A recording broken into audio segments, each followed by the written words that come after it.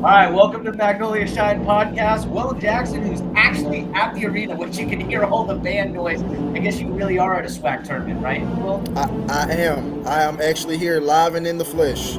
I wanted to go live today because, obviously it's going on right now, but Jackson State men especially had a really good win last night. You were able to see that live. So I kind of want to ask you right off the jump, what were your thoughts on the men's performance? Because I thought that was actually one of the better performances of the week so far on men and women's side. And the fact that they got rough and scoring like that, I mean, you got to feel really good. Oh no, that's one of the best performances that has happened in the SWAC tournament thus far, Blake. And more so anything, one of the better performances for Jackson State. You're talking about a team that gets a win 91-76, and to your point, they got Deshaun Ruffin going. Of course, they got Shannon Grant going. Then they got a strong game, believe it or not, from Dorian McMillan as well. And so anytime you can have an inside-out approach and more so having multiple players scoring in double figures is always going to do well. And this is the time where you want multiple players to be able to score because you just never know what happens in tournament games. This is March. Yeah, I'm gonna mute you just for 1 second because I want to do something. I want to show something that I saw yesterday. I'm gonna pull it up on my Twitter. Okay. All right. Oh, actually, now that there they come. What were your thoughts? Here, but Deshaun, you had a heck of a performance tonight. You were hot all game, led the team with 29 points. What fueled such a great game for you? My teammates, my coaches. I mean, they believe in me from day one. We got to say we living with 2-4, and to have that confidence in myself and them to have that confidence in me, I mean, I can't do nothing but excel, man. To think about my seniors, I want to set them out right. So I'm just thankful for them and thankful for my teammates and my coaches. Shannon, you showed so much emotion tonight. You were facing your former team. What did this win mean to you? I mean, it means everything to me, man. This is my last year of college basketball, so I just want to go out with it the right way. And I gotta say it, like, if you gotta call yourself a dog, that means you ain't no dog. So we gotta say it's 2 dogs, 1 bone. If that be 1 bone, it's 2 dogs, but only one person gonna get that. I had to play that for you. Well, oh my goodness, I wasn't ready for. So first off, before we get to the dog, only one dog is gonna get a bone. Yeah. Ruffin has been through a lot, and I posted about that. Just for him to have that kind of moment and to give credit to other people, I thought that was really impressive. What are your comments on the big fella right there? Oh man, I love Shannon Grant's personality. He's going to keep it real every time. And anytime you get a chance to play against your former team in an environment like this for a SWAC title or just any tournament championship or what have you, it's no performance. Anytime you get a chance to step up big when your team needs you, number one, but then you get a chance to get a win against your former team, Blake, you can't ask for nothing better than that. And then doing it in the month of March with a chance to potentially, punch a ticket to the NCAA tournament should Jackson State keep winning. All right, before we get further with the men, I'm going to show you one more thing that I thought was really interesting as we pull up. Here we go. We're going to go to, here we go. Pull this up now that I got this screen sharing down. All right, well, so I go to ESPN, right? And I thought this was really interesting. The women. Look at the matchup predictor. I'm going to zoom in if I can here. Look at that. Yep. What are your thoughts on that? Jackson State, an underdog according to ESPN analytics, and to be honest with you, that's actually a pretty wide margin than what you're looking at. Yeah, it is. It is a wide margin. But if you remember, Blake, at the beginning of the season, Grambling was one of those teams that were predicted in the top 4 to win the SWAC. Granted, they had some issues starting off. I'm going to be honest with you. This was a team that I thought that was probably going to be amongst the top 2 or top 3 teams when this season started, just based off how they went and how they finished last season.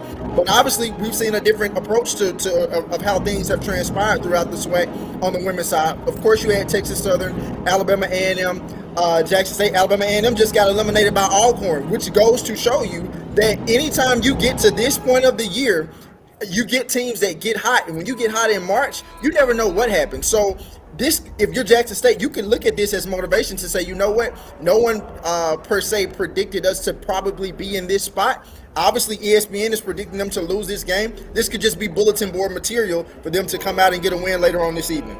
Yeah, I mean, when you also look at this, though, look how Grambling's done in their last 4 games. I mean, look, 16 points, 12 points, 3, 12. So 3 of the last 4, they've won by double digits, and their only loss is to Southern. And you look at what Jackson State did in their last game, which is we had that conversation. That Valley loss, I think, is what's kind of putting these numbers there. Absolutely. But you remember I told you, Blake, in our last conversation, on paper, it looks like, okay, Jackson State's supposed to win, against Arkansas Pine Bluff and supposed to win against Mississippi Valley. But again, the month of March is the great equalizer. That makes everything different because there are teams that are still trying to vie for positioning. And in this case, Mississippi Valley, used that win to essentially get to the tournament. If you're Jackson State, yes, you lost to Valley, but here's a chance to redeem yourself in the SWAC tournament tonight, getting a win against Grambling to get a position, punch a ticket into the semifinal round on Friday. Yeah, very, very interesting. So let's go over to the men real quick. Let's go over here. So Alabama State's up 12 here at halftime as we're looking here. Who does Jackson State want to play? Out of Alabama State and Texas Southern? Oh, well, yeah, in the next round. Sorry, I'm thinking crazy right now. Well, if out of those teams, honestly, people were kind of judging me when I said that, keep an eye on Alabama State. But this is why I said keep an eye on Alabama State, because they really have talented guard play.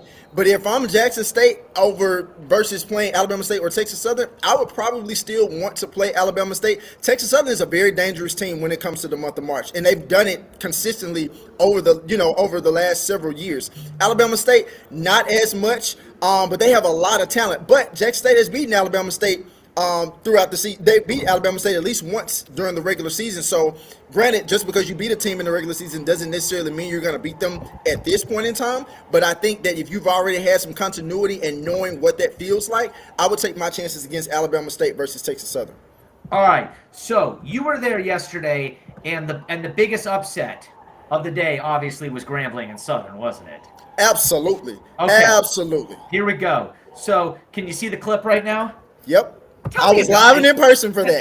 It's going to be on Walk me Dozier. through this a little bit. I'm gonna mute this for you. Go ahead. Walk me through this. I told somebody sitting beside me, Dozier didn't even have to cross over or anything. Like, he could have just ran up the court. I did not understand that. I was like, I guess you wanted to cross over and try to get the ball to your other player, but like, you could have just literally ran up the court. We wouldn't have even gotten to an overtime. But luckily, this is a Grambling team that has been built for March, a team that obviously won the SWAC tournament last year. So when you have a team that has that type of experience and you have a Southern team that can never get over the hump when it comes to these moments, you get what you get in yesterday. And it served Grambling well having that experience. And this is a very dangerous Grambling team going throughout the rest of the SWAC tournament should they continue to play. Yeah, it's really interesting. So I guess my question to you right now is who is the most dangerous? Is Grambling all of a sudden the most dangerous team in the tournament? Because, people want to talk about Jack State, but I think Jack State was viewed as a possible contender. I think people thought Grambling had a shot, but I don't think they really saw this coming. I think the team that nobody wants to see right now is probably Grambling. I think when it comes to Jackson State, they have a somewhat of a bigger lane to the SWAC championship game now that Southern has been eliminated.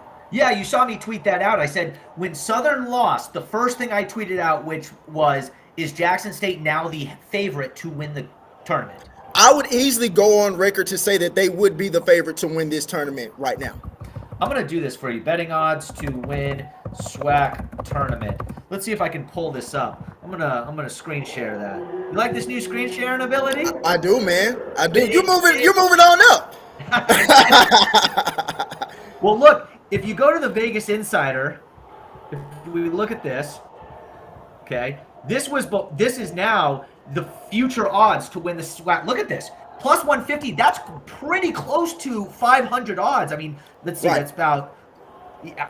And all of a sudden, Grambling, look where Grambling gets put. Yeah. No, I'm not surprised by any of that. This is a Grambling team. Again, they have experience from players that they had from last year's championship team. One of their key players, and it goes without saying, is obviously Kentavious Dozier. He didn't necessarily have the best game yesterday, but he has that leadership that Grambling needs. Obviously, this is still a Grambling team that doesn't have their point guard last year, Tremaine Moulton, that was like really critical in helping them get that championship in the SWAC tournament last year. But this is a team that's gritty. They never give up. And when it comes to defense, this is a team that lays their shoulders and their hands on its defense. Yeah, it's really interesting. I'm seeing if I can get the women's SWAC odds up here. Thoughts on Alcorn being the last one on that list? Not necessarily. Like I said, this is essentially an Alcorn team that kind of has been up and down all season. But again, Blake, we've said it all year. March is different. It doesn't really matter what you did in October, November, December, January, February. What matters is, can you win multiple games? Can you go undefeated in a week to get to a SWAC championship game and punch a ticket to the NCAA tournament? That's what matters. Yeah, it's really interesting. I mean, look at this. I can't seem to find the women, but I will show you. I will show you this as I zoom in here. I mean, we're looking at score prediction. I mean, they think it's a close game. I'm looking at one site. They have Grambling on that one as well. It's really interesting. I think that Jack State's definitely the underdog here, viewed by most. Oh no, absolutely. Based off the stats and what you show me, they are the underdog. But I think that when you look at this is a Grambling team that, again, in the very beginning of the season, you talk about preseason, I don't want to go on the record to say that they were predicted to be number one, but I know for a fact they were predicted to be in the top four, finishing as a preseason top 4 team. So yes, they had their struggles during the season, but kind of like on the Gramblings, on the men's side for Grambling, like, this is a team that has experience too on the women's side. And so when you have a Jackson State team that, obviously, Tamika Reed is no longer on the sideline, obviously Margaret Richards has done a phenomenal job in keeping this team where it's supposed to, keeping the standard of what Jackson State is used to being at over the last 5 to 6 years. So you come into this game, it's like you have a certain standard that you lived up to. You want to continue to live up to that standard. They have the capability of doing it because they've shown it all season. All right, can Jackson State win 2 straight games against top-tier opponents? So they're the underdog against Grambling, and then they would have to go face Southern tomorrow at 4:30, which is not the best time, but at least it's not the 10 a.m. game, although I don't think they would do that to them. Do they have a chance against Southern if they can get past, or do you think that that's definitely going to be a tough thing for them? I think they have a chance. Like, this is a Southern team that, obviously just played Mississippi Valley on yesterday, and granted, they went ahead to blow out Mississippi Valley, but that first half of that game was pretty competitive. I think Valley was only down by 10 points at halftime against Southern. But I think if you're Jackson State, if you get a win tonight against Grambling and you have to face Southern the next day, the most important player that they have to really, really, truly worry about is Anaya Gordini. You talk about a young lady who can score all over the floor. She's essentially Southern's most critical, most important player on that team. All right, before I let you go, one more time. You ready? Before I let you go. I mean, it means everything to me, man. This is my last year of college basketball, so I just want to go out with it the right way. And I got to say, like, if you got to call yourself a dog, that means you ain't no dog. So we got to say it's 2 dogs, 1 bone. Maybe 1 bone, it's 2 dogs, but only one person going to get that. You can tell all his players want to laugh. Double 16 points, 17 rebounds. What did you like about your matchup? Man, it's just my teammates, man. I don't do no ball handling. They give me the ball. They make their own plays. I make my plays, man. I'm just grateful for this team, and that's it. What's the Oh, man. That has me dying. That has me dying. Oh, absolutely. And more so, specifically when you start talking about Shannon, this is a FAMU team that, I don't know if you're very familiar with all the politics that kind of went around FAMU on the men's side of their program, but like, this was a coach, obviously he's in his first year, he just got a contract extension. This was a FAMU team that came in hoping to really continue to build on the damage that it had done throughout the season. So Jackson State getting a major win like that, sending a message, getting a double-digit win against FAMU like that, and scoring over 90 plus points to get that win, that was a message loud and clear that we're the team that should be the team to beat when it comes to representing the SWAC on the men's side. Willem, thank you so much, and go have fun. I'll try. All right. I'll see you next week. All right.